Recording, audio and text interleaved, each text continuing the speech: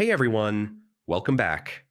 Today, I'm going to show you how to create a professional CV in Canva step by step. It's super simple, even if you've never used Canva before. So yeah, let's get right into it. First, log into your Canva account. If you don't have one, you can sign up quickly with Google, Facebook, or your email. Once you're in, you're ready to start designing.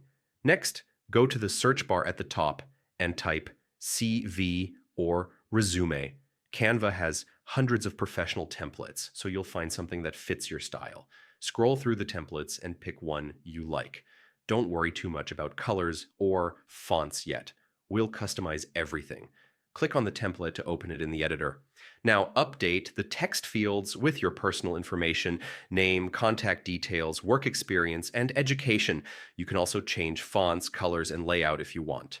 Just drag and drop elements, and Canva makes it super easy. If you want, add extra sections like skills, languages, or achievements. Canva also lets you insert icons or graphics to make your CV stand out, but keep it professional.